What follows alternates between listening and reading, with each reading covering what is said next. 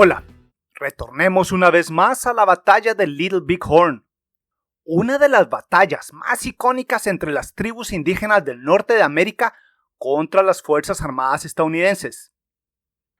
Batalla que ocurrió entre los días 25 y 26 de junio de 1876 y que es un símbolo de la resistencia indígena, la capacidad de combate de sus guerreros, y también es estudiada por la larga serie de errores cometidos por los estadounidenses que llevaron a la caída de un famoso comandante de esa nación, George Armstrong Custer. Y comencemos este relato de inmediato. La lucha por la supervivencia de las tribus nativas en el norte de América se intensificó luego del final de la Guerra Civil estadounidense, cuando se reanudó la expansión hacia el oeste con más y más tierras indígenas siendo invadidas.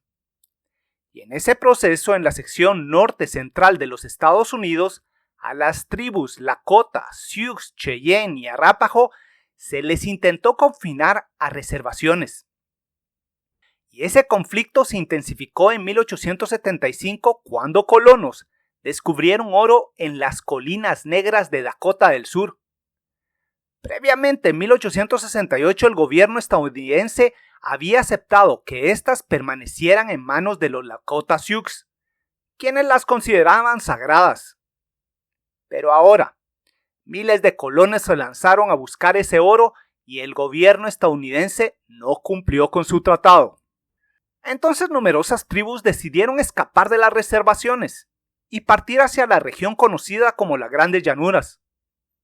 A su vez, como respuesta, 31 de enero de 1876 el gobierno estadounidense emitió una orden a todas las tribus que retornaran a las reservaciones o la fuerza sería usada en su contra.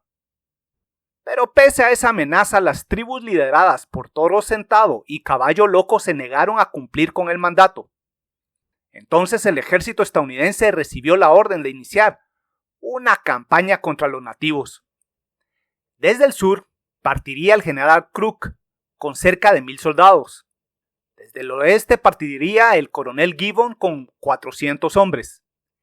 Y desde el este partiría la columna principal del general Terry, quien estaba al mando de toda la operación, y partiría con 1,200 soldados.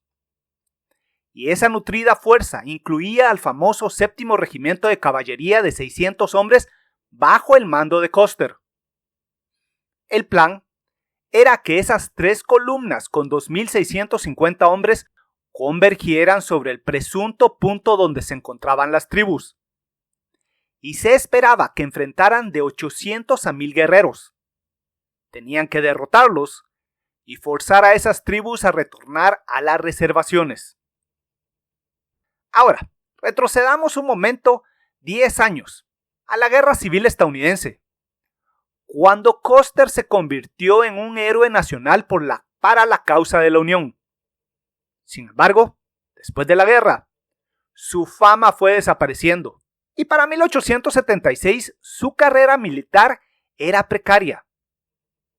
Pero también para ese año tenía a su favor una buena amistad con los generales Terry y Sheridan, y estos le ayudaron a unirse a la expedición. Y precisamente en esa expedición, Custer vio la oportunidad dorada para volver a cubrirse de gloria y restaurar su reputación. La operación se puso en marcha, con las columnas convergiendo hacia la posición central, y las columnas de Terry y Gibbon se unieron el 21 de junio de 1876. Y al día siguiente los comandantes se reunieron para trazar un plan de acción. Entonces, decidieron que las fuerzas de Gibbon y Terry continuarían avanzando por un par de días más hacia el oeste, luego girarían hacia el sur a lo largo del río Big Horn y finalmente seguirían al Little Big Horn. Y seguirían a ese último río porque ahí se hallaba el área general donde esperaban encontrar al campamento de las tribus indígenas. Y también ese día le dieron a Custer sus órdenes de separarse de la columna con el 7º de Caballería y moverse hacia el sur hasta entrar en contacto con Crook. Y con esa fuerza conjunta tenían que atacar al campamento indígena el día 27 de junio. y a su vez ese mismo día la fuerza principal atacaría desde el norte. Sería un ataque coordinado con todas las fuerzas disponibles para lograr su objetivo. Y con esas órdenes, Custer partió. Custer tenía que unirse a Crook. Ese era el plan. Pero lo que no sabían esos oficiales cuando trazaron el plan es que Crook ya se había retirado.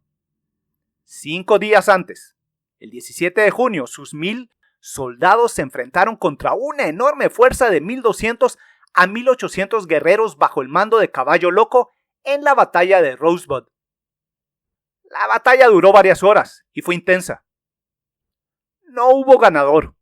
Sin embargo, la columna sufrió bajas y Crook decidió replegarse en lugar de continuar su marcha. Esa fue una victoria estratégica para los guerreros nativos. El 37% de la fuerza expedicionaria se había retirado. Custer ya no tendría el apoyo de aquella nutrida agrupación para atacar al campamento indígena desde el sur. Pero lo que nadie sabía es que Custer ya había trazado su propio plan. Él atacaría por su cuenta al campamento indígena con solo sus 600 hombres, desobedeciendo directamente las órdenes de Terry de unirse a Crook. Y precisamente tenían que unirse en este punto. Pero, de acuerdo a su propio plan, el día 24, Custer viró hacia el oeste en este punto.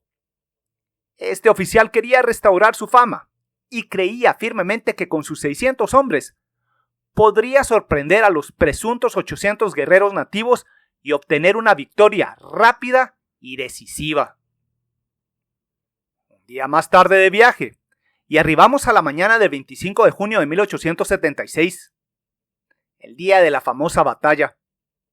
Ese día Custer y su regimiento ya estaban muy cerca del campamento indígena a lo largo del río Little Big Horn. 2 días antes del esperado ataque en conjunto con la columna de Terry y Gibbon. Y por unas cuantas horas más el regimiento continuó su marcha.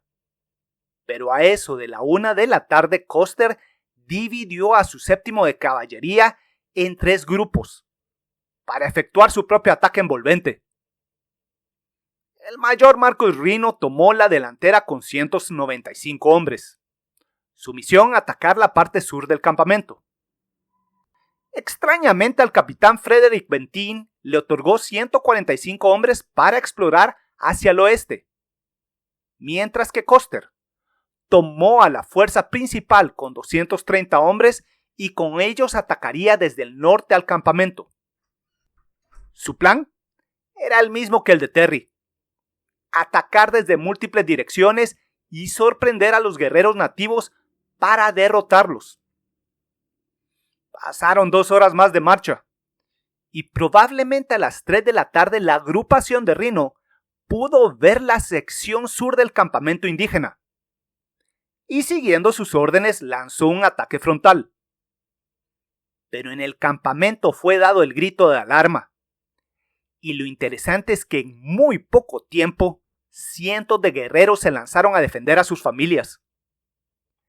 Reno vio a la enorme cantidad de enemigos que estaban saliendo a pelear. Le ordenó a sus hombres detenerse, desmontar y formar una línea de fuego para enfrentar el súbito asalto. La batalla había comenzado. Observando que el combate había comenzado, Custer tomó a su destacamento y partió a lo largo de una serie de colinas para atacar por sorpresa la parte norte del campamento. Pocos minutos después, creyendo que había arribado al extremo norte, se lanzó al ataque. Pero, para su sorpresa, pronto descubrió que se había lanzado contra la parte central del campamento. El campamento era enorme, y de allí comenzaron a salir decenas de guerreros. Entonces Custer le ordenó a sus hombres avanzar más hacia el norte, pero ahora eran perseguidos por un nutrido contingente de guerreros, y en su cabalgata en la nueva dirección su fuerza perdió de 10 a 20 hombres. Y lo más importante es que en lugar que él rodeara a su enemigo, súbitamente Custer se halló atacado desde 3 direcciones por una enorme fuerza, posiblemente de 1500 a 2000 guerreros. Sin más remedio, Custer detuvo a su columna de solo 210 hombres en un lugar que ahora se llama Custer Hill e intentó establecer una línea defensiva. Pero los guerreros indígenas superaban ampliamente a los defensores en deseo de luchar, número y poder de fuego, gracias a sus numerosos rifles de repetición, armas que veremos más adelante. Pero el combate fue rápido y brutal. Custer, 40 soldados y más de la mitad de sus oficiales murieron en Last Stand Hill. Y para las 5 de la tarde, todo el destacamento ya había sido completamente aniquilado. Ese fue el destino de Custer. Pero por el momento retrocedamos 2 horas y dirijamos nuestra atención a la acción de Rhino. En las etapas iniciales de la batalla, los 195 hombres de Rhino atrajeron en su contra de 500 a 600 guerreros. Una fuerza sustancial que salió a pelear casi de inmediato. Una clara muestra de su capacidad y deseo de los guerreros de luchar. El tiroteo era intenso, pero tras algunos minutos de lucha, Rhino se percató que no podía sostener su posición y le ordenó a sus hombres retroceder hacia una colina cercana. La suya fue una retirada desordenada y bajo enorme presión. Y en el proceso, su destacamento perdió a unos 40 hombres.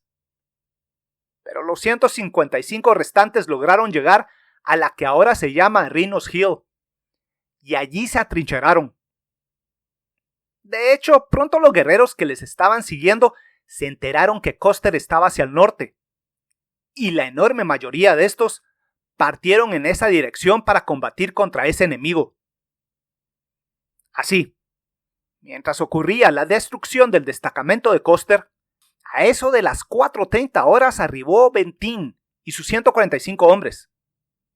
Ahora esta fuerza combinada tenía a cerca de 300 soldados.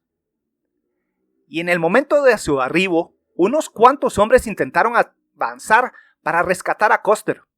Pero estos pronto pudieron ver la magnitud de las fuerzas indígenas y sin información clara sobre la posición exacta de Custer, Rhino y Bentín decidieron permanecer atrincherados en la colina.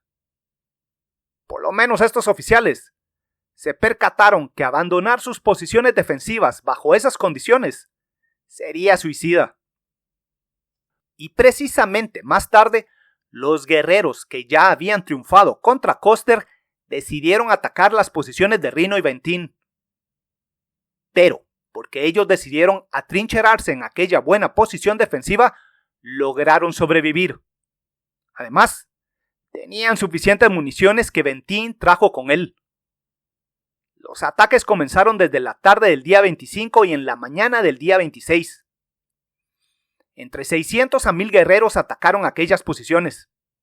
Pero los soldados equipados con carabinas lograron mantener la defensa y finalmente los ataques indígenas cesaron al atardecer del 26 de junio.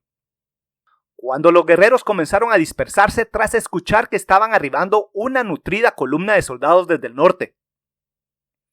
Se estima que el número de bajas entre los hombres de Rhino y Bentín fue de alrededor de 47 muertos y 52 heridos. Al día siguiente, 27 de junio de 1876, como había sido planificado, la columna combinada de Terry y Gibbon arribó desde el norte. Esta entró en contacto con el destacamento de Rhino y Bentín, y también hallaron los cuerpos de Custer y los de sus hombres. La batalla de Little Big Horn había terminado. Se estima que 268 soldados murieron y 55 más fueron heridos, un 53% del número original del regimiento, mientras que se estima que los guerreros indígenas perdieron entre 50 y 100 muertos y probablemente 160 heridos, probablemente el 13% de los guerreros indígenas. Una clara muestra del triunfo logrado por las tribus nativas. Conclusiones. Sin lugar a dudas, la catástrofe de Custer y el 7º de caballería fue el producto directo de la enorme capacidad de combate de los guerreros nativos, quienes no solo estaban dispuestos a pelear, pero además tenían el armamento adecuado para defenderse. Pero por otra parte, no hemos de negar que la derrota estadounidense también fue producto de la desastrosa ejecución del plan original. Por una parte, los comandantes estadounidenses subestimaron el tamaño y la capacidad de combate de la coalición de guerreros nativos. Inicialmente creían que ellos solo enfrentarían de 800 a 1000 guerreros, cuando eran realmente el doble, de 1800 a 2000. Eso sí, las 3 columnas del ejército estadounidense tenían 2650 soldados de infantería y caballería, todos equipados con armas de fuego modernas y apoyados por piezas de artillería y algunas novedosas ametralladoras Gatling. Y el poder de fuego de todas estas armas podría haber colocado la balanza a su favor. De hecho, el plan que Custer se uniera con la columna de Crook era adecuado. El 7º de caballería con sus 600 hombres unidos a los 1000 de Crook habrían creado una fuerza sustancial para atacar desde el sur. Algunos historiadores creen que la retirada de Crook fue uno de los factores clave de la derrota sufrida en la batalla de Little Big Horn. Pero la evidencia del cambio de dirección de Custer el día 24 de junio sugiere que este oficial nunca tuvo la intención de unirse a la columna sur. Esa era una desobediencia directa de las órdenes del general Terry, que, sin lugar a dudas, de haber sobrevivido a la batalla, le habría llevado a Custer a una corte marcial. Por otra parte, el 25 de junio Custer decidió dividir a sus 600 hombres en 3 grupos. Y eso selló su suerte. Reno y Bentín lograron sobrevivir porque tuvieron el tiempo suficiente para unirse y establecer una posición defensiva. Mientras que Custer quedó aislado. No pudo recibir refuerzos y tampoco logró establecer una buena línea defensiva para sacarle el mejor partido a las armas de sus soldados. Porque el armamento de los soldados del 7º de caballería era adecuado para poder mantener una posición defensiva. La carabina Springfield modelo 1873 de retrocarga de un solo disparo tenía una baja cadencia de fuego. Sin embargo, era un arma eficaz hasta unos 600 metros, el doble de las armas de repetición de los guerreros indígenas. Y eso es muy importante. La cadencia de fuego de la carabina era muy baja, y era muy difícil de recargar cuando los soldados estaban a caballo, reduciendo enormemente su uso en el combate cuerpo a cuerpo o en el combate a caballo. Pero en los combates de larga distancia desde posiciones defensivas, las carabinas eran muy útiles, como lo demostró la acción de Reno y Bentín. Por otra parte, el revólver Colt era el arma de fuego de corto alcance estándar de los soldados de caballería, y era una buena arma para luchar a caballo. Esta podía disparar 6 tiros antes de ser recargada. Era más rápida y mucho más práctica que las carabinas en el combate cercano. Sin embargo, su alcance era limitado a unos 50 metros, lo que significa que solo era eficaz en situaciones de corta distancia. Por su parte, los guerreros indígenas no tenían acceso a un equipo militar uniforme y por ello estaban equipados con una enorme variedad de armas, tanto tradicionales como modernas, y entre las tradicionales tenían lanzas, hachuelas y mazos, muy útiles en combate cuerpo a cuerpo. Por otra parte, aunque a menudo son subestimados los arcos y flechas, estos seguían siendo altamente efectivos en las manos de guerreros experimentados. Los arcos podían disparar flechas con una velocidad y precisión asombrosas a corta distancia. Además, la movilidad de los arqueros montados les permitía disparar mientras cabalgaban, lo que les daba una ventaja táctica en una lucha de gran movilidad.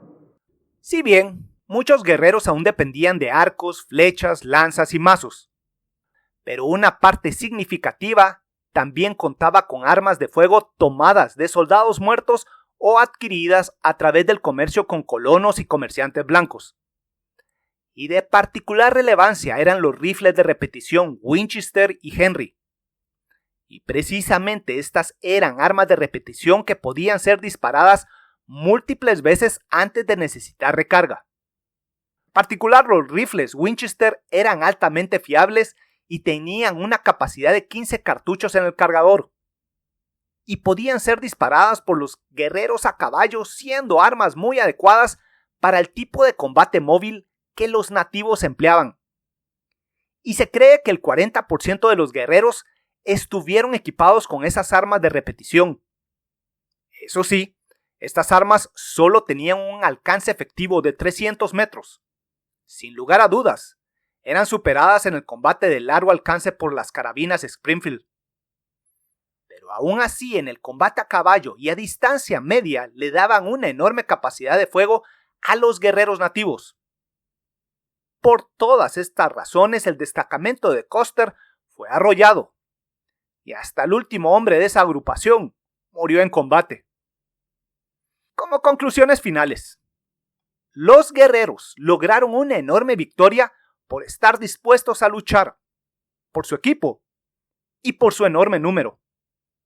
Mientras que Custer, en su afán de obtener gloria personal, condujo a sus hombres a una batalla que no podían ganar.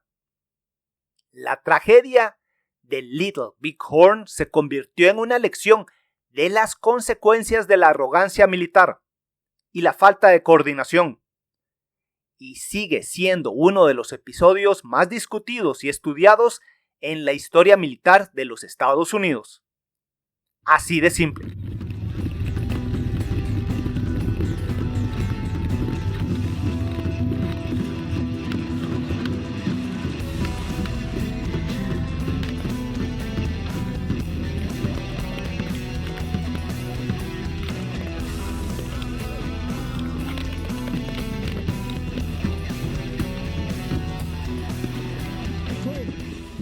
Bueno, espero que este video les haya gustado, y si les gustó, estoy seguro que les van a gustar los 3 libros que ya tengo a la venta con la editorial Almuzara en España.